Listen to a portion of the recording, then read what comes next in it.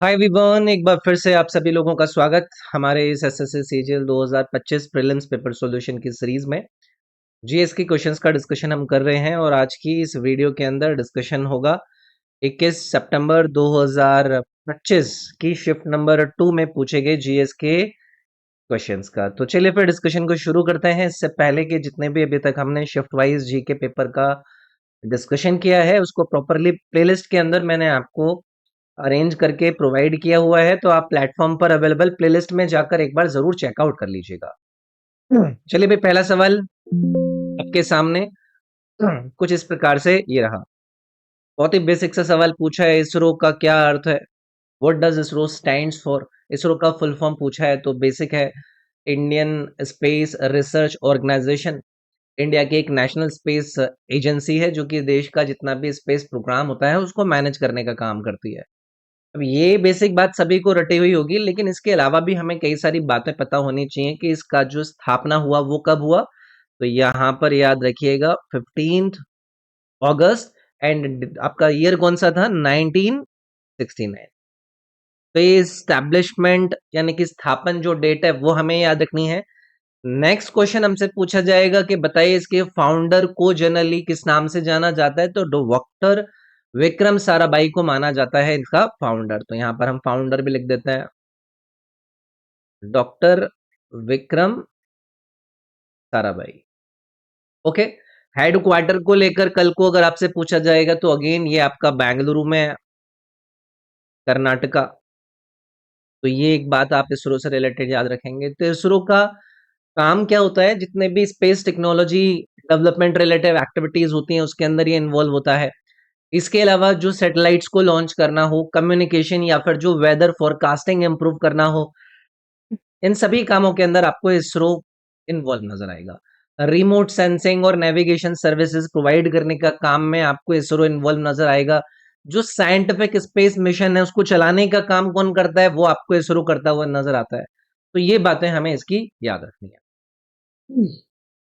अब यहाँ पर इसरो का हम जिक्र कर रहे हैं तो मैं आपसे कुछ ऐसे इंपॉर्टेंट इसरो मिशंस के बारे में पूछना चाहूंगा जिन पर आधारित आप अपने अलग अलग एग्जाम्स में सवाल आता हुआ देखते हैं। आपसे पूछा जाएगा कि मून मिशन को लेकर जो पहला प्रोजेक्ट था उसको किस नाम से जाना गया? तो हम उसे चंद्रयान 1 के नाम से जानते हैं। ऐसे ही चंद्रयान 3 के बारे में आपने पढ़ा होगा, जो अभी हाल ही में लॉन्च किया गया था। मून के साउथ पोल पर हमारी लैंडिंग सक्सेसफुल हुई थी थ्रू चंद्रयान 3। ऐसे ही मंगलयान के बारे में सुना होगा, वो मार्स ऑर्बिटर मिशन था, मार्स को लेकर हमारा मिशन था। ऐसे ही आप आदित्य L1 मिशन के बारे में सुनते हैं, ये सन से रिलेटेड हमारे इसरो का एक मिशन है। ऐसे ही आप गगनयान को लेकर चर्चा सुन रहे हैं जो बहुत ज्यादा चर्चा में है, उसमें हम ह्यूमंस को स्पेस फ्लाइट मिशन के अंदर भेज रहे हैं। तो ये बातें हमें याद रखनी है इसरो से रिलेटेड। फैक्ट्स मैंने बताए और यहाँ पर इन्होंने बेसिक बस इसकी फुल फॉर्म पूछी थी, तो इंडियन स्पेस रिसर्च ऑर्गेनाइजेशन इसकी फुल फॉर्म के रूप में आपको याद रखना है। ठीक, आगे बढ़े।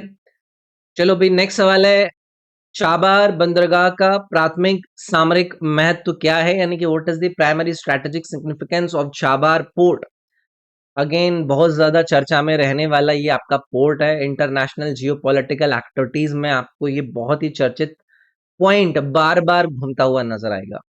तो चाबार पोर्ट ईरान के साउथ ईस्टर्न तट पर लोकेटेड है। यहां पर हम लिख देते हैं ईरान का साउथ ईस्टर्न जो तट है वहां पर ये आपको लोकेटेड नजर आएगा। और भारत ने इस बंदरगाह के डेवलपमेंट में बहुत ज्यादा पैसा लगाया है क्योंकि स्ट्रैटेजिकली भारत के लिए काफी इंपॉर्टेंट हो जाता है।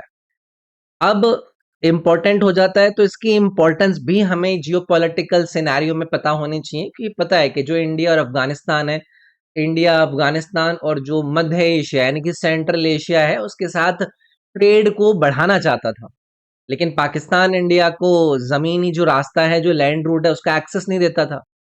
तो यहाँ पर फिर इसी प्रॉब्लम को सॉल्व करने के लिए इंडिया ने ईरान के चाबार पोर्ट को डेवलप करना शुरू किया। एक तरीके से एक alternative trade route create Bharat ने किया इस चाबार पोर्ट के जरिए। तो ये बेसिक बातें हैं जो कि हमें याद रखनी है, ठीक है? क्योंकि इससे रिलेटेड अभी आप कोई भी सिचुएशन देखेंगे जियो पॉलिटिकल सिनेरियो में तो आपको नजर आएगा। और इसी रूट से इंडिया पाकिस्तान को बाईपेस कर सकता है जो वो परमिशन नहीं देता है। अफ़गानिस्तान तक हमारा एक डायरेक्ट जो सामान है उसको भेजने का काम कर सकता है। सेंट्रल एशिया के साथ हमारी कनेक्टिविटी इसके थ्रू बढ़ती है। तो स्ट्रैटेजिक इम्पोर्टेंस इसकी बहुत ज़्यादा है, ठीक है? हमारा रीजनल इन्फ्लुएंस हम वहाँ पर बढ़ा सकते हैं। चाइना और पाकिस्तान का जो ग्वादर पोर्ट है उसको काउंटर करने के लिए चाबार पोर्ट बहुत इंपॉर्टेंट रोल अदा करता है। तो याद रखिएगा ईरान इसकी लोकेशन हमें याद रखनी है।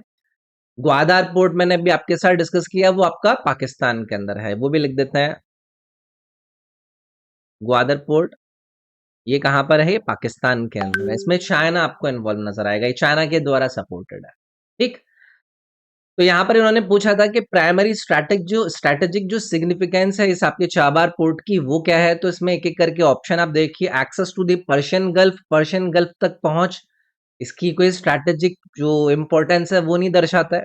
ऑलरेडी मैंने डिस्कस किया, इस प्रकार का तो कोई भी नहीं था। तो ये एक जियोपॉलिटिकल बेनिफिट हो सकता है अगर हम पर्शियन गल्फ की तरफ जाने का सोचते हैं, बट ये प्राइमरी स्ट्रैटेजिक सिग्निफिकेंस नहीं है। सेकंड है connecting India to the Mediterranean sea, यानी कि भूमध्य सागर से जोड़ना। चाबार डायरेक्टली मेडिटेरियन सी के साथ कनेक्टेड नहीं है, तो ये भी हमारा गलत हो गया यहाँ पर। तीसरा है bypassing Pakistan for trade with Afghanistan, यानी कि अफगानिस्तान के साथ व्यापार के लिए पाकिस्तान को दरकिनार करना। ये वाला पॉइंट इसमें बिल्कुल सटीक बैठ रहा है, ठीक? चलिए जी आगे बढ़ते हैं। कौन सा भारतीय राज्य तीर नामक पारंपरिक तीरंदाजी प्रतियोगिता के लिए जाना जाता है? Which Indian state is known for its traditional archery competitions called तीर? इस प्रकार के अलग अलग राज्य से संबंधित इवेंट्स हमसे हमारे एग्जाम्स में पूछे जाते हैं। ये तीर नाम है इसका। तो ये मेघालय का एक ट्रेडिशनल आर्चरी स्पोर्ट है, जो स्पेशली एक ट्राइब है वहां की, आपने सुना होगा खासी ट्राइब। खासी जो जनजाति है मेघालय की, उसके कल्चर से ही आपका तीर इवेंट संबंधित है। कंपटीशन ये आपका एक कराया जाता है, जो कि मेनली शिलोंग और साथ में जोवाई, ये दो रीजन आप याद रखिएगा, शिलोंग और जोवाई, इन एरियाज में आपका काफी पॉपुलर है। तो इसके अंदर जो तीरंदाज होते हैं वो अपने टारगेट पर अपना तीर शूट करते हैं। टारगेट में लगने वाले जो आपके तीर होते हैं उनको फिर गिना जाता है और फाइनल नंबर अनाउंस होता है कि भाई इसके इतने तीर लगे। तो इन नंबर्स पर बहुत सारे लोग पैसा भी लगाते हैं मेघालय के अंदर। तो ये मेघालय से रिलेटेड है, काफी चर्चित रहता है, ठीक है? तो ऐसी चीजें हमसे अगर पूछी जाए तो हमें याद रखना है। चलिए आगे बढ़ते हैं। अब देखो जो ऑप्शंस इन्होंने दिए हैं, ऑप्शंस के राज्यों के संबंधित ऐसे इवेंट भी हमें पता होने चाहिए। जैसे कि केरला इन्होंने यहाँ पर दिया है, तो केरला के अंदर आपको कथकली नजर आएगा, आपको मोहिनी अट्टम नजर आएगा, या फिर वहां पर ना नावों की आपको रेस देखने के लिए मिलती है। तो ये केरला के कुछ इवेंट है जो हमें पता होना चाहिए। ऐसे ही राजस्थान का यहाँ पर नाम दिया है। राजस्थान के जो लोक नृत्य हैं या फिर उनके डेजर्ट का जो कल्चर है उसके लिए राजस्थान के अंदर आपको मल्टीपल इवेंट्स नजर आएंगे। तमिलनाडु के अंदर भी कई सारे हैं, जैसे कि भरतनाट्यम या फिर टेम्पल की आर्किटेक्चर को लेकर तमिलनाडु आपको अपनी जो इम्पोर्टेंस है वो बताता हुआ नजर आएगा, ठीक? नेक्स्ट है 2018 इंटर कॉन्टिनेंटल कप फाइनल, जहां भारत ने सुनील छेत्री के नेतृत्व में जीत हासिल की, किस शहर में आयोजित किया गया था? The 2018 Intercontinental Cup final where India won under Sunil Chhetri's leadership was held in which city? अब देखो कहने के लिए 2018 का सवाल है, बट किसी इवेंट के अंदर अगर भारत ने उसका फाइनल जीता हो तो वो एक स्टैटिक बेस्ड हमारे लिए चीजें बन जाती हैं। 2018 का इंटर कॉन्टिनेंटल कप है जो कि एक अंतरराष्ट्रीय फुटबॉल टूर्नामेंट है, जिसमें भारत का शानदार प्रदर्शन रहा था 2018 के अंदर। तो टूर्नामेंट भारत के अंदर ही ऑर्गेनाइज करा गया था और जो फाइनल मैच हुआ था वो इंडिया और किस किस के बीच में हुआ था? केनिया के बीच में, जहां पर हमने केनिया को फाइनल में हरा दिया। कितने से हराया था? ये 2-0 से हमने जीत हासिल करी थी। हमारे देश की टीम की कप्तानी इसमें सुनील छेत्री कर रहे थे और वेन्यू जो हुआ था वो मुंबई के अंदर हुआ था। तो यहाँ पर ऑप्शन नंबर बी आपका करेक्ट हो जाता है। अब ये वही वाली बात है कि अगर आप हाल फिलहाल में करंट अफेयर वगैरह पढ़ रहे हैं तो एक करंट अफेयर के अंदर ऐसे जो इवेंट है उसमें उनके वेन्यूज देखिए, फाइनल में क्या हुआ है, किसको हराया है, कितने से हराया है। तो ये जो फाइनल के अंदर 2-0 से हम जीते थे ना, इसमें दोनों गोल सुनील छेत्री के अंदर ही किए थे। और इस जीत के बाद फिर आपको पता है सुनील छेत्री की कंपैरिजन क्रिस्टियानो रोनाल्डो और मेसी जैसे जो फुटबॉलर्स हैं उनके साथ होने लगी। ठीक है, तो याद रखिएगा 2018 की ये बात है। नेक्स्ट है, अदालतों के लिए भारतीय न्याय संहिता के अंतर्गत निम्नलिखित में से कौन सा डिजिटल सुधार शामिल किया गया है? What is one of the following digital reforms was included under भारतीय न्याय संहिता फॉर कोर्ट्स? बीएनएस बहुत ज्यादा चर्चा में है और आपको पता है कि अलग अलग एग्जाम्स के लिए भी ये काफी ज्यादा चर्चित विषय बन गया है। बीएनएस बोले तो भारतीय न्याय संहिता, तो इंडिया के जो नए क्रिमिनल लॉ रिफॉर्म हुए उनका ये भाग है, जो कि पुराना आईपीसी जो हुआ करता था उसको रिप्लेस करता है। डिजिटल रिफॉर्म्स का मुख्य उद्देश्य यही था कि जो न्यायिक प्रक्रियाएं हैं, जुडिशियल प्रोसेसेस हैं, उनको तेज किया जाए, जो ट्रांसपेरेंसी है उसको बढ़ाया जाए, तकनीक को, टेक्नोलॉजी का जो यूज हम करते हैं उसको इम्प्रूव करा जाए।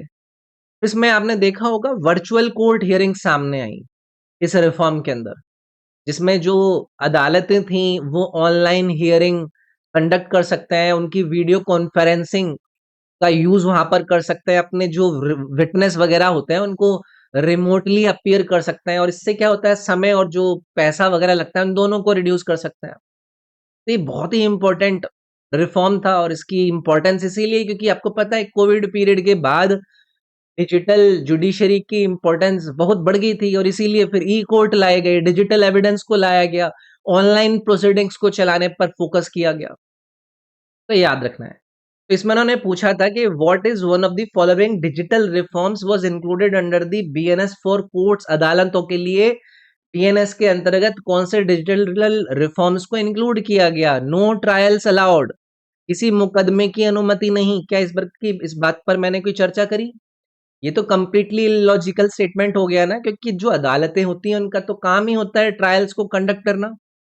दूसरा है introduction of virtual court hearing, ये वाला ऑप्शन आपका सही चला जाएगा। आभासी अदालत सुनवाई की शुरुआत, जिस पर मैंने आपसे बात करी थी। ठीक, चलिए भाई। मार्च 2025 में हिंदुस्तान यूनिलीवर लिमिटेड में खाद्य पदार्थों के कार्यकारी निदेशक के रूप में किसे नियुक्त किया गया? भाई ये जो आपकी अपॉइंटमेंट रिलेटेड न्यूज होती है करंट अफेयर्स के अंदर, वो आपको देखनी है। ये मार्च 2025 की बात चल रही है।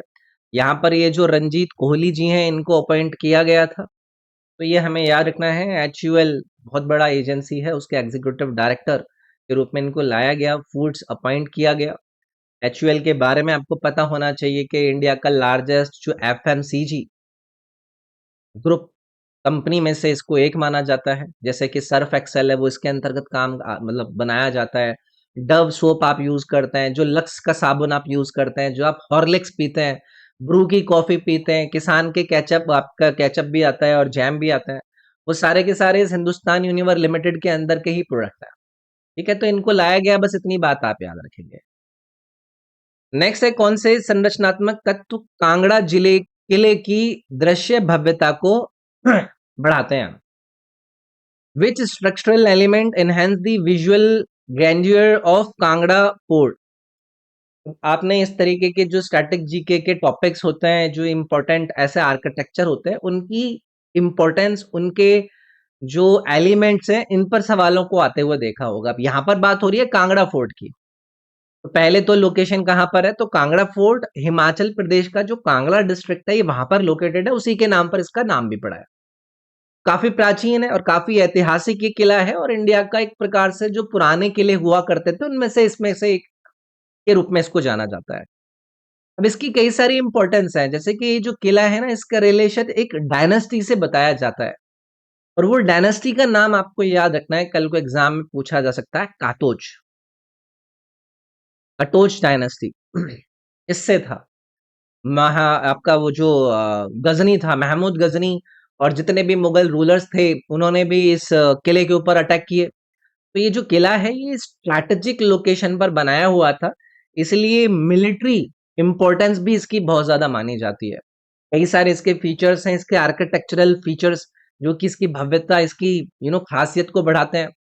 जैसे कि इसके अंदर मेहराबों को लाया गया है, आर्क्स मैसिव है वो बहुत ज्यादा, गुंबद बनाए गए हैं, डोम्स हैं इसके अंदर, चट्टानों पर नक्काशी करी गई है, कार्विंग करी गई है रॉक्स के ऊपर। ठीक है, तो ये मतलब एक तरीके से हमें याद रखना है। तो एक-एक करके देख लेते हैं, क्या यहाँ पर लकड़ी की मूर्तियाँ आपको नज़र आएँगी? Kangra fort mainly stone architecture के लिए फेमस है, यानी कि पत्थरों या फिर रॉक पत्थर के ऊपर बनी हुई कलाकृतियों के लिए फेमस है। यहाँ पर लकड़ी की मूर्तियाँ हमें नहीं नज़र आती। बी है कलरफुल ग्लास विंडोज, क्या यहाँ पर रंगीन कांच की खिड़कियां नजर आती हैं? जी नहीं, ये मुगल जो महल हुआ करते थे या फिर जो आपके मॉडर्न स्ट्रक्चर्स के अंदर ज्यादा कॉमन थे, ये इसके अंदर नहीं है। सी है arches, domes and rock carvings, ये तीनों की तीनों मैंने आपको बताई कि मेहराब, गुम्मद और चट्टानों पर नक्काशी इसके अंदर देखने के लिए मिलती है। ये वाला हम इसमें करेक्ट कर देते हैं। ठीक। नेक्स्ट है, निम्नलिखित में से कौन सा कथन सलहेश के त्योहार की विशिष्ट सांस्कृतिक विशेषता को सर्वोत्तम रूप से दर्शाता है? Which of the following best reflects a distinct cultural feature of the festival of Salhesh? पहले तो हमें ये फेस्टिवल के बारे में अगर पता होगा तभी हम बता पाएंगे कि इसका डिस्टिंक्ट कल्चरल फीचर क्या है। तो ये जो सालेश का फेस्टिवल है, ये बिहार और नेपाल तो का जो मिथिला वाला रीजन है, तो मैं यहाँ पर लिख देता हूँ बिहार नेपाल का मिथिला वाला जो रीजन है, ये वहां पर सेलिब्रेट किया जाता है। और ये एक तरीका से जो त्योहार है वो इनके एक फोक यानी कि एक लोक लीडर थे राजा सहलेश, उनसे संबंधित है। आप पूछेंगे कि ये राजा सहलेश कौन थे? तो ये दलित समुदाय के काफी बड़े लेजेंडरी हीरो थे। जस्टिस के लिए, अपनी बहादुरी के लिए इनको सिंबलाइज किया जाता है। इनकी जो कथाएं हैं, इन स्टोरीज हैं, वो ओरल ट्रेडिशन के जरिए कई सारी जनरेशन्स तक पहुंची। तो इस फेस्टिवल के अंदर कई सारी चीज करी जाती हैं, जैसे कि यहाँ पर भगत और मनारीज सलेश की जो कहानियों को ड्रामेटिक स्टाइल के अंदर परफॉर्म करता है। लोक गाने गाए जाते हैं। तो एक एक करके ऑप्शन देख लेते हैं कि इसके अंदर है क्या क्या। मिथिला में बुजुर्गों द्वारा फसल कटाई के अवसर पर पशु बलि दी जाती है, इसको हम गलत कर देंगे भाई। सैलेश फेस्टिवल का मेन फीचर ये नहीं है। दूसरा, एक भगत और मनरिया द्वारा सलेश किंवदंतियों का नाटकीय पुनर्कथन यानी कि dramatic retelling of Salhesh legends by Bhagat and मानरीज, ये वाली जो बात मैंने यहाँ पर आपसे कही है, ये वाली इसमें सही चली जाएगी। फेस्टिवल के फीचर के रूप में अब कोई इस रीजन के अंदर इस फेस्टिवल को फेस करता है या देखता है, सेलिब्रेट करता है, तो उनको ये बातें के बारे में पता होगा।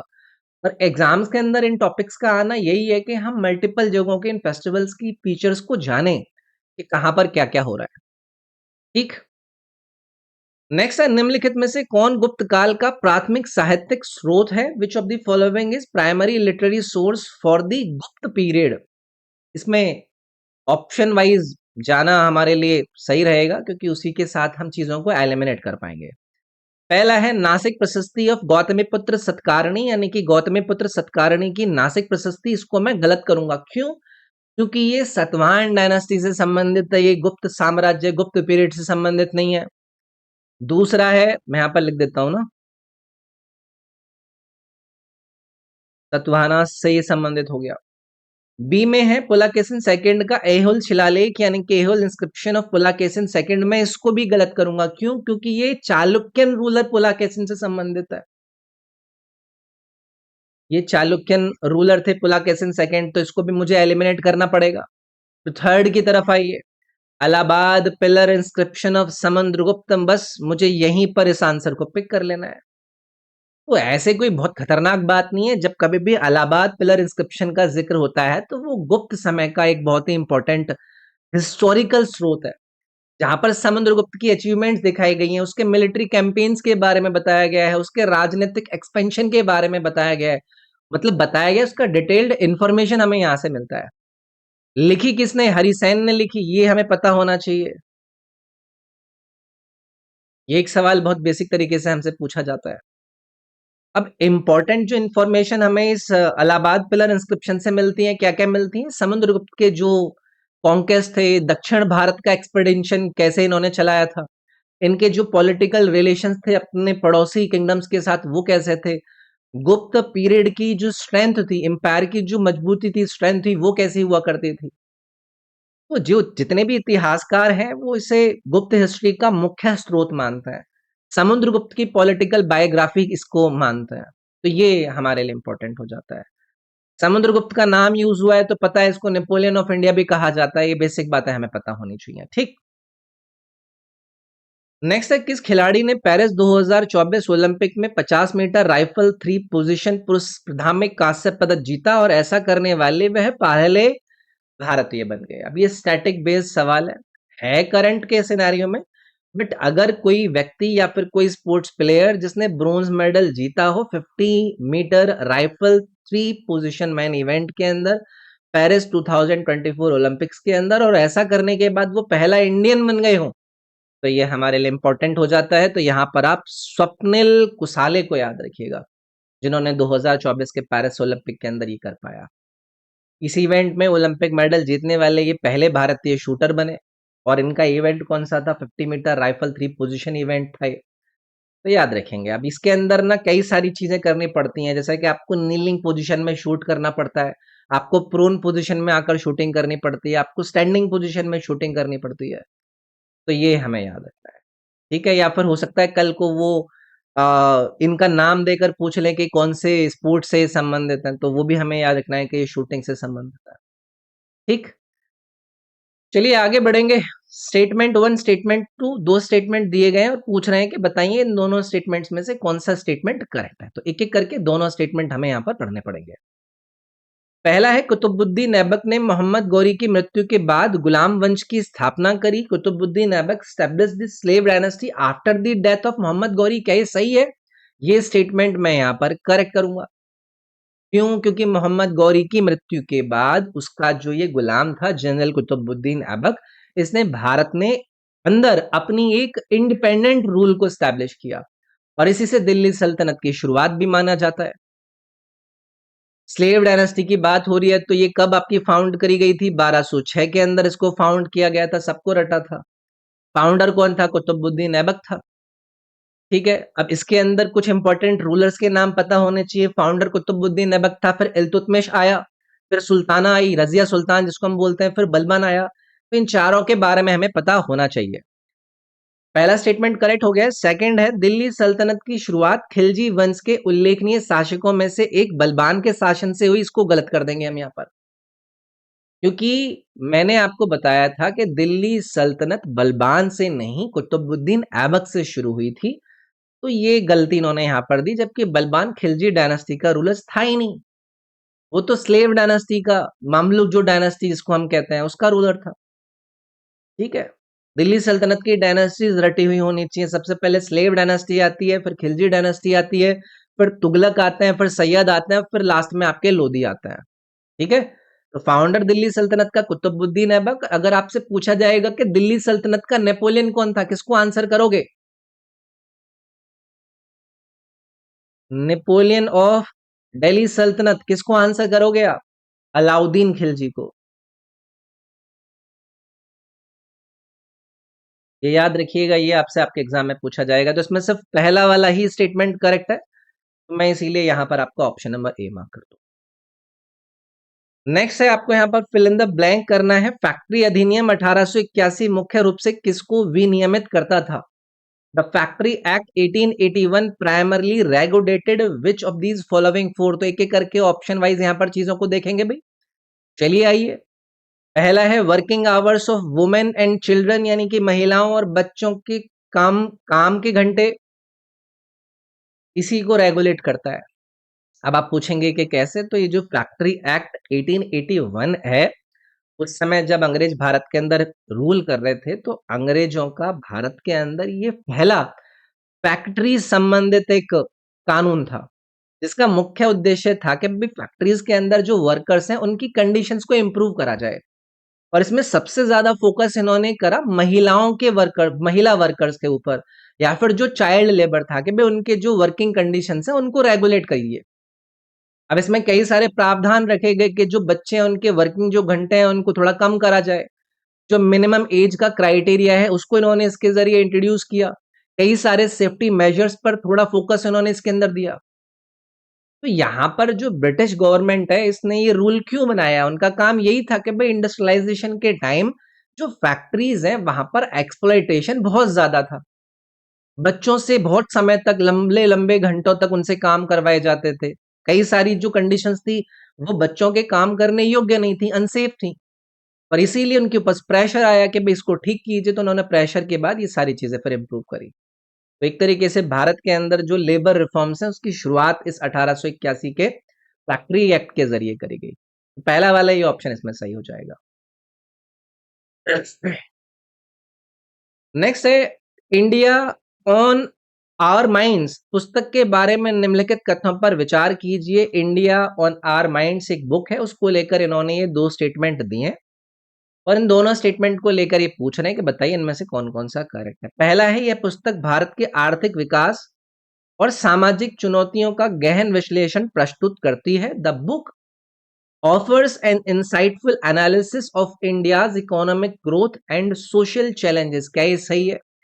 Economic development, political situation, social transformation या फिर ग्लोबल इंपॉर्टेंस जैसे टॉपिक्स को एनालाइज करती है ये आपकी पुस्तक इंडिया ऑन आवर माइंड्स। इस बुक के अंदर इंडिया के पास जो अपॉर्चुनिटीज हैं, जो चैलेंजेस हम फेस कर रहे हैं, उन दोनों को डिस्कस करा गया है। तो इसलिए ये जो पहला वाला इन्होंने स्टेटमेंट दिया वो आपका करेक्ट है। दूसरा है, ये भारत के स्वतंत्रता संग्राम पर आधारित एक काल्पनिक उपन्यास है। ये यहाँ पर गलत करेंगे हम। ये कोई फिक्शनल नोवेल नहीं है जिसके अंदर इंडिया की फ्रीडम स्ट्रगल के बारे में बताया गया है। इस पुस्तक के अंदर एनालिटिकल, सोशियो इकोनॉमिक और पॉलिसी ओरिएंटेड बातें करी गई हैं। तो ये हमें याद रखनी है, काफी इंपॉर्टेंट ये पुस्तक है। बहुत ज्यादा चर्चित, आपने सुना होगा, इसको कोट भी बहुत सारे लोग करते हैं। तो बुक्स और ऑथर्स वाले क्वेश्चंस के अंदर फिक्शन वर्सेस नॉन फिक्शन के सवाल आ जाएंगे। पुस्तकों का थीम और उनका टॉपिक आपसे पूछ लेंगे, तो उनको आइडेंटिफाई करना भी आप लोगों के लिए इंपॉर्टेंट होता है। तो यहाँ पर ये only statement one is correct वाला जो ऑप्शन है वो इसमें करेक्ट रहेगा। पुस्तक का लेखक मुझे याद नहीं आ रहा है तो मैंने इसलिए आपको बताया नहीं है, तो एक बार देख लेना। नेक्स्ट है असर्शन रीजन बेस्ड सवाल। अभिकथन यानी कि दावा ये कर रहे हैं कि पीछे हटती मानसूनी हवाएं उत्तरी भारत में शुष्क मौसम और साफ आसमान से जुड़ी होती हैं। The retreating monsoon winds are associated with dry weather and clear sky is in northern India। अब आपको मॉनसून पैटर्न के बारे में ज्योग्राफी के अंदर पढ़ाया जाता है। आपको रिट्रीटिंग मॉनसून के बारे में अंडरस्टैंडिंग होनी चाहिए इस असर्शन के बारे में समझने के लिए। रिट्रीटिंग मॉनसून को नॉर्थ ईस्ट मॉनसून के नाम से भी जाना जाता है या फिर रिटर्निंग मॉनसून के नाम से भी जाना जाता है, जो कि आमतौर पर आपको सितंबर एंड नवंबर वाले टाइम के बीच में नजर आता है। तो इन्होंने कहा कि ये ड्राई वेदर और क्लियर स्काई नॉर्दर्न इंडिया के साथ संबंधित है, तो ये असर्शन वाली बात यहाँ पर बिल्कुल सही इन्होंने दिया। जब साउथ वेस्ट मॉनसून विड्रॉ करता है, वापस आता है, तो रेनफॉल कम हो जाती है और ह्यूमिडिटी वहां पर डिक्रीज होती हुई नजर आती है। जो आपके आसमान होते हैं वो आपको क्लियर लगने नजर आते हैं। तो इसीलिए जो उत्तरी भारत है वहां पर ड्राई वेदर का स्टार्टिंग पॉइंट होता है आपका सितंबर नवंबर वाला टाइम। अब रीजन देखिए, कारण ये कह रहे हैं कि पीछे हटते मानसून के दौरान उत्तरी मैदानों पर निम्न दाब क्षेत्र का स्थान उच्च दाब प्रणाली ले लेती है। यानी कि during the retreating monsoon the low pressure area over the northern plains is replaced by A high pressure system. क्या ये सही है? ये हमें सही करना पड़ेगा। क्यों? क्योंकि मानसून सीजन में जो उत्तरी भारत के मैदान होते हैं वहां पर लो प्रेशर होता है जो हवाओं को फिर अपनी तरफ अट्रैक्ट करता है, लेकिन रिट्रीटिंग वाले फेज के अंदर जो जमीन होती है वो ठंडी होने लगती है। इसकी वजह से हाई प्रेशर डेवलप होता है और मॉनसून की जो हवाएं हैं वो रिवर्स होने लगती हैं और इसी वजह से रेनफॉल वहां पर आपको रुकता हुआ नजर आता है। अब आप मुझे बताइए कि क्या ये रीजन आपके असर्शन को सही से यहाँ पर एक्सप्लेन कर रहा है? अभी मैंने बताया कि हाई प्रेशर फॉर्मेशन ही मेन कारण है कि मॉनसून विड्रॉल का, ड्राई वेदर का, आपके आसमानों का क्लियर होने का। तो इसीलिए असर्शन और रीजन दोनों सही हैं और वो इसको करेक्टली एक्सप्लेन भी कर रहा है, तो मुझे यहां पर ये ए वाला ऑप्शन लगाना पड़ेगा। समझ रहे हो? ये मैं आपको हमेशा पढ़ाता हूं। अगर लो प्रेशर एरिया है तो वहां पर आपकी रेनफॉल की सिचुएशन बनेगी, अगर हाई प्रेशर एरिया है तो वहां पर आपको ड्राई वेदर नजर आएगा। ठीक।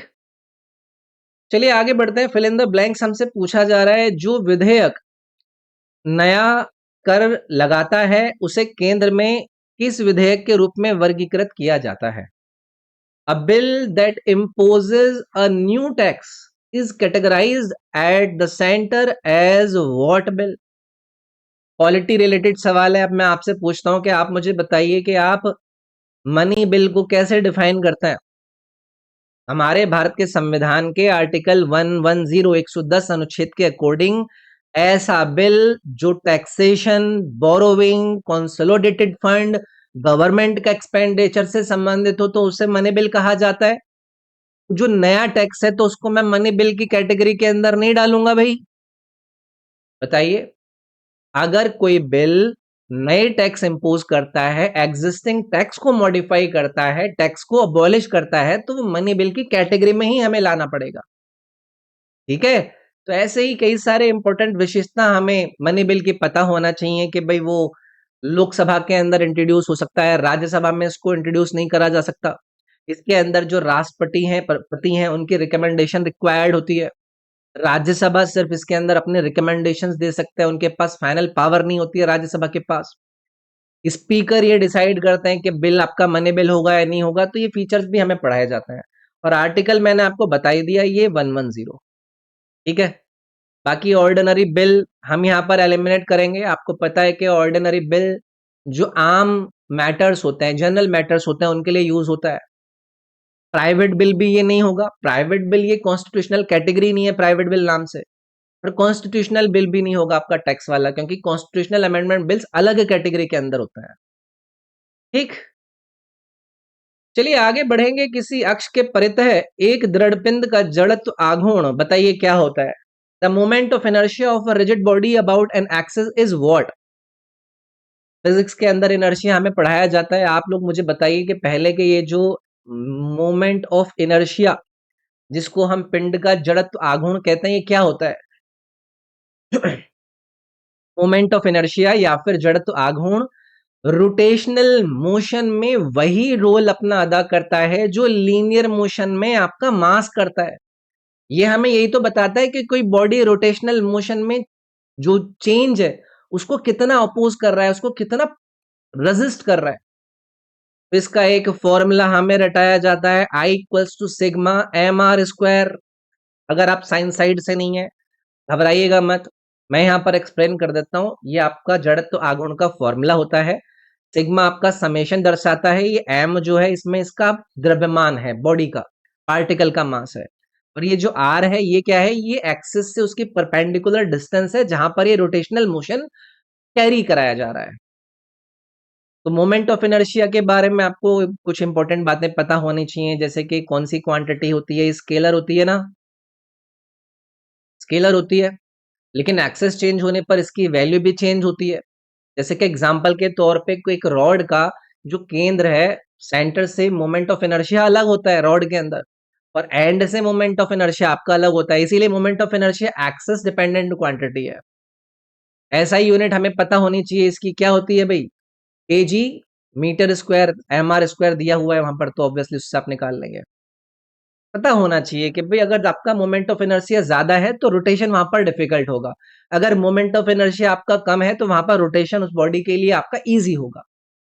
ठीक है, जैसे कि रियल लाइफ में हमें क्या एग्जांपल दिखाया जाता है, होता नहीं है कि जो स्केटर है वो स्केट करने के टाइम पर अपना जो हैंड है वो अपने अंदर करता है, जिससे कि उसका मोमेंट ऑफ इनर्शिया डिक्रीज हो जाता है और उसकी जो स्पीड है वो इंक्रीज हो जाती है।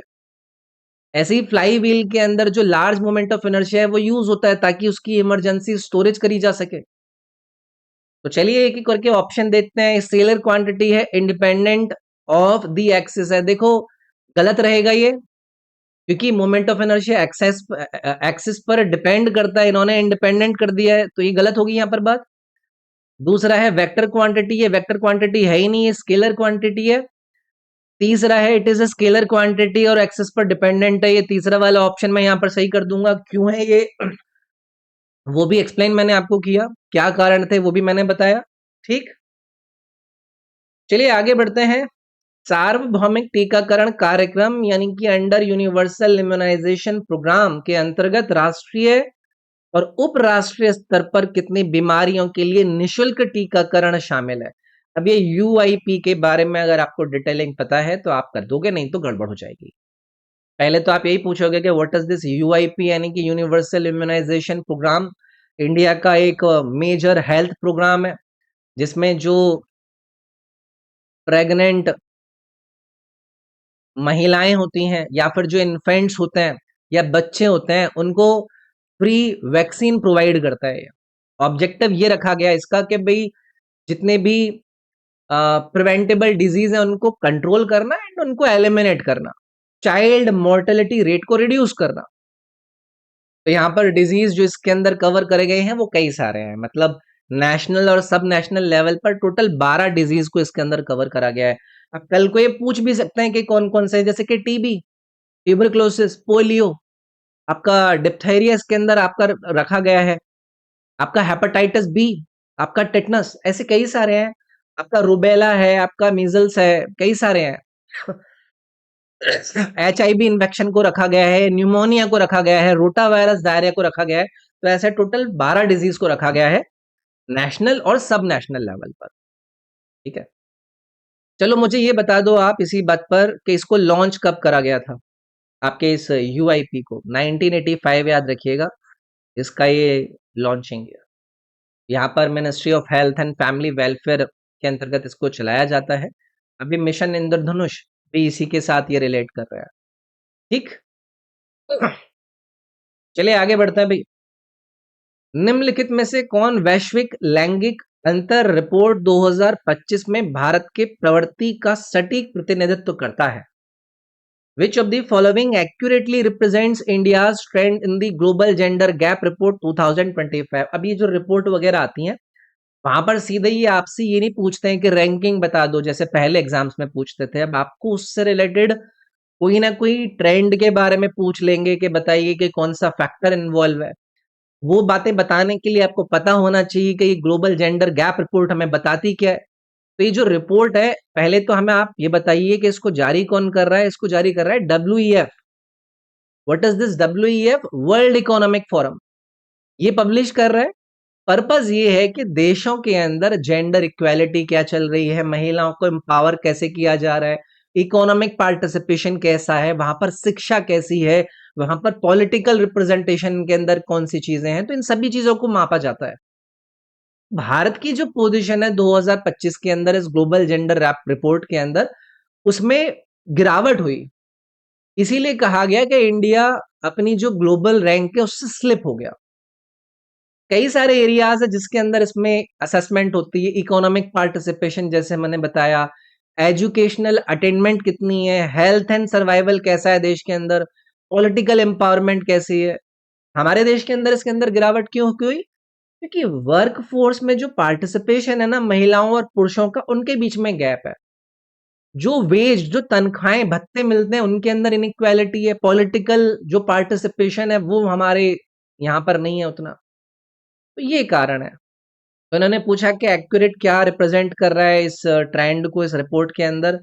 India significantly improved its rank, जी नहीं, इम्प्रूव नहीं, हमारी डिक्लाइन हुई रैंक।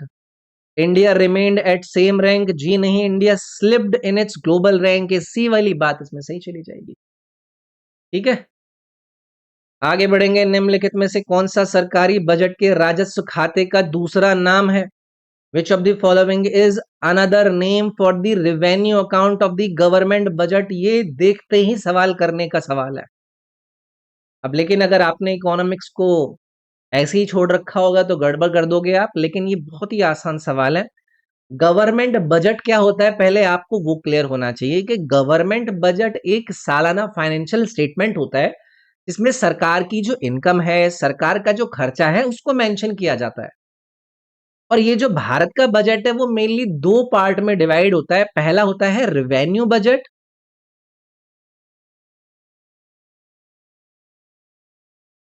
एंड सेकंड होता है आपका कैपिटल बजट। इन दोनों कैटेगरी के अंदर ये डिवाइडेड होता है। अब आप बोलोगे कि ये रेवेन्यू अकाउंट क्या है, तो रेवेन्यू अकाउंट को ही आप रेवेन्यू बजट कहते हैं कि भाई गवर्नमेंट का जो बजट का रेवेन्यू अकाउंट ही आपका रेवेन्यू बजट कहलाता है, जिसके अंदर आपके रेवेन्यू रिसीट्स, रेवेन्यू एक्सपेंडिचर, ये सारी चीजें इंक्लूड करी जाती हैं। अब आप बोलोगे कि ये जो आपने रेवेन्यू रिसीट्स कहा, इसमें क्या क्या चीजें आ जाएंगी, मतलब सरकार की जो रेगुलर इनकम है, जो उनको टैक्सेस मिल रहे हैं, उनको इनकम टैक्स मिल रहा है, उनको जीएसटी मिल रहा है, उनके पास फीस आ रही है, उनके पास जो फाइन्स लगाए जा रहे हैं वो आ रहे हैं, उनके पास जो डिविडेंड्स आ रहे हैं, जैसे कि जीएसटी कलेक्शन है या फिर इनकम टैक्स कलेक्शन है, वो सारे के सारे आपके इसी रेवेन्यू रिसीट के अंदर आ जाएंगे। अब आप पूछेंगे कि रेवेन्यू एक्सपेंडिचर क्या हो जाएगा, तो रेवेन्यू एक्सपेंडिचर आपका ऐसा खर्चा सरकार का जिससे एसेट्स क्रिएट नहीं हो पाते हैं, जैसे कि सैलरी जाती है सरकारी एम्प्लॉयज को, पेंशन जाती हैं, इंटरेस्ट पेमेंट सरकार भरती है, तो वो आपके रेवेन्यू एक्सपेंडिचर के अंदर आता है। अब आप बोलोगे कि इसमें डिफरेंस क्या है, तो याद रखिएगा जो रेवेन्यू बजट है और जो कैपिटल बजट है, ये जो दो मैंने आपके सामने यहाँ पर अभी कैटेगराइज कराए थे, revenue budget daily income expenditure को रखता है, लेकिन कैपिटल बजट आपका एसेट क्रिएशन रिलेटेड है। रेवेन्यू बजट के अंदर कोई एसेट क्रिएट नहीं होता है, लेकिन कैपिटल बजट के अंदर एसेट और लायबिलिटी चेंज हो रही है। समझ गए बात को? तो क्या हम इसको वित्तीय बजट कह रहे हैं? नहीं। क्या हम इसको एक्सपेंडिचर बजट कह रहे हैं आपके रेवेन्यू बजट को? जी नहीं। क्या हम इसको रेवेन्यू बजट कह रहे हैं? बिल्कुल हम इसको रेवेन्यू बजट कह रहे थे, रेवेन्यू अकाउंट को। ठीक, आगे बढ़ेंगे। कंसीडर द स्टेटमेंट्स अबाउट झूमर। झूमर के बारे में कथनों पर विचार करें और बताएं कि इन दोनों में से कौन कौन से सही थे। तो एक एक करके दोनों स्टेटमेंट पढ़ते हैं। यह झारखंड का एक फसल नृत्य है जो मंदर और नगाड़ा ढोल के साथ जुड़ी हुई पंक्तियों में किया जाता है। It is a harvest dance of Jharkhand performed in linked rows with mandar and nagara drums. बिल्कुल करेक्ट है। झूमर झारखंड का एक ट्रेडिशनल लोक नृत्य है। हार्वेस्टिंग सीजन फेस्टिवल सेलिब्रेशंस के टाइम पर इसको परफॉर्म किया जाता है। इसमें जो डांसर्स होते हैं वो दो पंक्तियों के अंदर डांस करते हैं। ट्रेडिशनल म्यूजिकल इंस्ट्रूमेंट्स जो इसमें यूज करते हैं वो आपका मंदर और नगाड़ा या ढोल वगैरह वो यूज करते हैं। तो ये वाला स्टेटमेंट करेक्ट था। दूसरा है महिलाएं अकेले तलवार चलाते हुए मर्दानी नृत्य करती हैं। इसको हम गलत कर देंगे देखते ही। क्यों? क्योंकि वॉरियर स्टाइल परफॉर्मेंस होता है जहां पर मैन परफॉर्म करते हैं, ना कि वुमेन अकेले। ठीक है, तो ये यहां पर पहला वाला सही होने की वजह से हम ओनली वन स्टेटमेंट करेक्ट वाली बात यहां पर करेक्ट करते हैं। चलिए आगे बढ़ेंगे। युवा महिला क्रांतिकारी कनकलाता बरुआ को किस राज्य में भारत छोड़ो आंदोलन के दौरान भारतीय राष्ट्रीय ध्वज फहराने का प्रयास करते समय पुलिस ने गोली मार दी थी? एक बहुत बड़ा नाम है ये। नाम क्या है? कनकलता बरुआ, एक young female revolutionary was shot dead by police while attempting to hoist the Indian national flag during the Quit India movement in which state? तो पहले तो ये है कौन है? ये असम की एक जवान फाइटर थी जिन्होंने क्विट इंडिया मूवमेंट 1942 में एक्टिवली पार्टिसिपेट किया था। और ये जो इंसिडेंट था, ये जब अंग्रेज रूल के अगेंस्ट हम प्रोटेस्ट कर रहे थे, तो ये जो कनकलता है ये नेशनल फ्लैग लेकर अपना जो प्रोसेशन था उसको लीड कर रही थी। तो पुलिस स्टेशन पर तिरंगा फहराने की कोशिश कर रही थी, तो वहां पर पुलिस जो अंग्रेजों के अधीन थी उन्होंने इनको गोली मार दी। और उस वक्त उनकी एज बहुत कम थी, फिर भी उन्होंने बहुत ज्यादा एक्स्ट्रा ऑर्डिनरी अपना करेज दिखाया। और हिस्टोरिकल इंपॉर्टेंट यही है कि असम की जो फ्रीडम स्ट्रगल है उसका ये सिंबल बनती हैं आगे चल के, यूथ पार्टिसिपेशन का एक मेजर एग्जाम्पल बनकर उभरती हैं। तो यहाँ पर करेक्ट आंसर बन जाएगा आपका असम। ठीक है, यहाँ पर सी ऑप्शन याद रखिएगा, इनका नाम भी याद रखिएगा। नेक्स्ट सवाल। उड़ीसा के एक युवा बाजी राउत ब्रिटिश पुलिस द्वारा गोली मारे जाने पर शहीद हो गए क्योंकि उन्होंने स्वतंत्रता सेनानियों तक पहुंचने के लिए उन्हें नदी पार करने से मना कर दिया था। उनकी उम्र कितनी थी? एक और नाम इंपॉर्टेंट, बाजी राउत इनका नाम है। A young boy from Orissa became a martyr when he was shot by British police for refusing to ferry them across the river to reach freedom fighters। यानी कि इन्होंने नाप देने से अंग्रेजों को मना कर दिया था, जो कि जो स्वतंत्रता सेनानी थे उनके पास तक जाना चाहते थे। तो बाजी राउत उड़ीसा के एक यंग फ्रीडम फाइटर थे जिन्हें यंगेस्ट मार्टियर में से एक माना जाता है। और ये जो ऐतिहासिक घटना थी, ये 1938 के अंदर हुई, जहां पर अंग्रेजों की पुलिस फ्रीडम फाइटर्स को पकड़ने के लिए वो नदी को क्रॉस करना चाहती थी। ये बाजी राउत थे जिस समय पर उस बोटमैन का काम कर रहे थे। उन्होंने अंग्रेजों की पुलिस को जो नदी है वो क्रॉस करने से मना कर दिया। इसके बाद अंग्रेजी पुलिस ने उनको गोली मार दी और इस समय पर इनकी जो उम्र थी वो सिर्फ 12 साल थी। समझ रहे हो? तो इतनी कम एज में उनकी ये जो बहादुरता है और उनका ये जो सेक्रीफाइस है वो इंडियन फ्रीडम स्ट्रगल का एक मेजर सिंबल बन गया। तो याद रखेंगे हम इसको। ठीक है। एक बहुत बड़े उड़िया कवि हैं सच्चिदानंद राउतरे। उन्होंने बाजी राउत के नाम की एक फेमस पोयम भी लिखी है जिसके बाद इनका नाम लिया जाता है। ठीक है, नाम याद रखेंगे। सच्चिदानंद, मैं यहाँ पर लिख देता हूँ, सच्चिदानंद। ये इनके द्वारा एक पोयम लिखी गई जिसका नाम ही इन्होंने बाजी राउत रखा। ठीक। नेक्स्ट है राष्ट्रीय स्वच्छ गंगा मिशन के अंतर्गत गंगा मुख्यधारा के साथ साथ पारिस्थितिक कायाकल्प के लिए 2025 में राष्ट्रीय जलीय पारिस्थितिकी तंत्र बहाली मिशन में किस नदी को जोड़ा गया? Under the national mission for clean Ganga, which river was newly added to the national aquatic ecosystem restoration mission in 2025 for ecological rejuvenation alongside the Ganga main stream. अब देखो, जब कभी भी हम क्लीन गंगा मिशन से संबंधित कोई इवेंट या फिर अपडेट देखते हैं तो उस पर रिलेटेड सवाल बनने के चांसेस हैं। तो national mission for clean Ganga ये सरकार की एक फ्लैगशिप प्रोग्राम है जिसके अंदर गंगा रिवर को क्लीन करना, पॉल्यूशन को कम करना, एक्वेटिक इकोसिस्टम को रिस्टोर करना, ये हमारा काम है। और 2025 में इन्होंने अपडेट करा जहां पर इन्होंने यमुना रिवर को भी इकोलॉजिकल रिजुविनेशन प्रोग्राम में इंक्लूड कर लिया। ऑब्जेक्टिव यही है कि हम पॉल्यूशन को कम करेंगे, हम बायोडायवर्सिटी को कंजर्व करेंगे, हम रिवर के इकोसिस्टम को फिर से रिस्टोर करेंगे, हम वाटर क्वालिटी को इंप्रूव करेंगे। अब आप बोलेंगे कि हमारे लिए फिर यमुना क्यों इंपॉर्टेंट है इतनी? तो गंगा की मेजर ट्रिब्यूटरी है। दिल्ली रीजन में काफी पॉल्यूशन फेस करती है यमुना। इंडस्ट्रियल वेस्ट से लेकर सीवेस्ट वेस्ट सारे के सारे इसके अंदर जाते हैं। बहुत बड़ी प्रॉब्लम है। तो इसीलिए रिस्टोरेशन मिशन में इसका इंक्लूड होना, इसका इंक्लूजन एक इंपॉर्टेंट स्टेप माना गया। तो इसीलिए ये आपका यमुना रिवर वाला ऑप्शन करेक्ट हो जाएगा। ये अपडेट आया था 2025 में। भारत सरकार ने आईपीआर 1956 के तहत मौजूदा निजी क्षेत्र के उद्योगों के विस्तार के लिए भी लाइसेंसिंग का सहारा क्यों लिया? Why did the Indian government resort to licensing even for expanding existing private sector industries under IPR 1956? अब आप पूछेंगे कि पहले तो आप हमें ये बताइए कि what is this IPR 1956? IPR बोले तो इंडस्ट्रियल पॉलिसी रेजोल्यूशन 1956। तो भारत के आजाद होने के बाद की एक सबसे इंपॉर्टेंट इंडस्ट्रियल पॉलिसी है।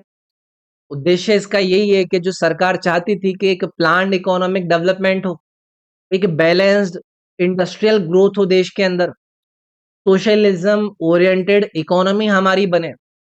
तो लाइसेंसिंग सिस्टम क्यों इंट्रोड्यूस करा गया फिर? क्योंकि सरकार जो है वो इंडस्ट्रीज को रेगुलेट करना चाहती है। इंडस्ट्रियल लाइसेंसिंग सिस्टम लेकर आए, उसको इंट्रोड्यूस करा गया जिसमें प्राइवेट इंडस्ट्रीज में अगर कोई नई फैक्ट्री लगा रहा है या फिर वो फैक्ट्री का एक्सपेंशन कर रहा है या फिर अपनी प्रोडक्शन को बढ़ाने के लिए ला रहा है तो सबके लिए गवर्नमेंट परमिशन लेनी पड़ती है। इसका कारण क्या है? मेन रीजन क्या है कि सरकार प्रोडक्शन और इंडस्ट्रियल ग्रोथ को मॉनिटर करना चाहती है, उसको कंट्रोल करना चाहती है, उसको रेगुलेट करना चाहती है। और इसीलिए इन्होंने एग्जिस्टिंग इंडस्ट्रीज के एक्सपेंशन पे इसको लाइसेंसिंग को अप्लाई कर दिया। तो ये एक मतलब ठीक है एक तरीके से। एक एक करके ऑप्शन देखते हैं। क्या इसमें एक्सपोर्ट कंपटीशन को प्रमोट कर रहे हैं? जी नहीं। क्या इसमें वो प्रोडक्शन को अंडर गवर्नमेंट कंट्रोल लेकर रहना चाह रहे हैं? बिल्कुल सही बात है। यही मैंने आपसे कहा। ठीक। नेक्स्ट है कंसीडर द फॉलोइंग स्टेटमेंट्स। निम्नलिखित कथनों पर विचार कीजिए और बताइए कि इनमें से कौन कौन से सही हैं। तीन स्टेटमेंट दिए हैं, तीनों को एक एक करके देखेंगे भाई। एक एक करके स्टेटमेंट वाइज जाएंगे। पहला है अनुच्छेद 263 263 संसद और अंतरराज्य परिषद स्थापित करने का अधिकार देता है। Article 263 empowers parliament to establish inter state council. इसको देखते ही गलत कर देंगे आप। आर्टिकल 263 वहां पर प्रेसिडेंट को पावर दे रहा है, ना कि पार्लियामेंट को। तो इसीलिए हमने स्टेटमेंट 1 गलत कर दिया। इंटर स्टेट काउंसिल स्थापित करने की पार्लियामेंट के पास पावर नहीं है, प्रेसिडेंट के पास है। और आर्टिकल आपका ये 263 ही है। तो अगर प्रेसिडेंट को ये लगता है कि पब्लिक इंटरेस्ट में जरूरत है तो वो इस आईएससी को स्थापित कर सकता है। जैसे कि फॉर्मेशन आपने इंटर स्टेट काउंसिल को ऑफिशियली कब देखा था? 1990 के अंदर देखा था। उस समय पर कौन सी गवर्नमेंट थी? वीपी सिंह की गवर्नमेंट थी, इनकी सरकार थी, तभी आपकी स्थापित करी गई थी। दूसरा स्टेटमेंट है, परिषद अंतरराज्यीय विवादों की जांच कर सकती है, यानी कि the council can investigate inter state disputes वाली बात बिल्कुल सही है। भाई इसका तो इंपॉर्टेंट फंक्शन यही है ना कि राज्यों के बीच में अगर कोई लड़ाई वगैरह हो रखी है, तो डिस्प्यूट्स है, उन पर डिस्कस करना, इंक्वायरी और रिकमेंडेशन देने का काम है। तो ये कोऑपरेटिव फेडरलिज्म को मजबूत करने का काम कर रहा है। जैसे कि पानी को लेकर डिस्प्यूट्स होते हैं, पॉलिसी कोऑर्डिनेशन में जरूरत पड़ती है बीच में मध्यस्थता की, कॉमन इंटरेस्ट पर लेकर जरूरत होती है, तो उसको लेकर ये आपका इन्वॉल्व होता है। तीसरा है, इसकी संरचना में प्रधानमंत्री और केंद्रीय मंत्री शामिल हैं, यानी कि its composition includes prime minister and union ministers, बिल्कुल सही है। इंटर स्टेट काउंसिल की कॉम्पोजिशन में इंक्लूजन में जो लोग होते हैं, चेयरमैन के रूप में आपको प्रधानमंत्री नजर आएंगे, राज्यों के मुख्यमंत्री होते हैं, यूनियन के कैबिनेट मिनिस्टर्स होते हैं, और इवन यूनियन टेरिटरी के एडमिनिस्ट्रेटर्स भी इंक्लूड होते हैं। चेयरमैन प्रधानमंत्री होते हैं, याद रखिएगा। काम क्या क्या करती है? वही अंतरराज्यीय डिस्प्यूट्स को डिस्कस करना, पॉलिसी कोऑर्डिनेशन, फेडरल कोऑपरेशन को इंप्रूव करना, अपनी रिकमेंडेशन देना, ये सारे के सारे इनके काम होता है। तो आर्टिकल 263 याद रखेंगे। स्थापित कब करा गया? 1990 के अंदर करा गया। चेयरमैन कौन होते हैं? देश के प्रधानमंत्री होते हैं, और इसका नेचर किस प्रकार का होता है? ये कॉन्स्टिट्यूशनल बॉडी है। अगर मैंने आर्टिकल को इसके साथ एसोसिएट कर दिया है, तो दूसरा और तीसरा आर्टिकल सही थे, इसीलिए ये जो ए वाला ऑप्शन है वो इसमें करेक्ट हो जाएगा। तो ये था भाई डिस्कशन गुरु 21 सितंबर 2025 की शिफ्ट नंबर 2 का डिस्कशन हम यहाँ पर डन मार्क कर देते हैं। इससे पहले के डिस्कशन ऑलरेडी आपको प्रोवाइडेड है, आगे आने वाले भी आपको जल्द प्रोवाइड कर दिए जाएंगे। तो इस सेशन को आप क्या कर दें, इसको आप लाइक कर दें। इस सेशन की पीडीएफ अगर आप एक्सेस करना चाहते हैं विद सॉल्यूशन, तो वो मेरे एप्लीकेशन पर मैंने फ्री एक कोर्स बना रखा है, वहां पर आप उस सॉल्यूशन के साथ उस पीडीएफ का एक्सेस कर सकता है। तो ये एप्लीकेशन आप डाउनलोड कीजिएगा। मिलता हूं मैं आपसे नेक्स्ट वीडियो में इसकी 21 सितंबर की नेक्स्ट शिफ्ट के वीडियो सॉल्यूशन के साथ। जय हिंद। बाकी अगर आप में से किसी को मेरे साथ पर्सनली कनेक्ट करना है, तो ये robin SIRG करके मेरे इंस्टाग्राम का यूजर नेम है, आप मेरे साथ पर्सनली यहाँ पर कनेक्ट कर सकते हैं। आपको अपनी तैयारी में पर्सनल गाइडेंस की अगर नीड है तो मैं आपके लिए वो प्रोवाइड कर सकता हूँ। चलिए मिलते हैं नेक्स्ट क्लास में, इसमें इतना ही। अपना ख्याल रखिएगा। Thank you, take care.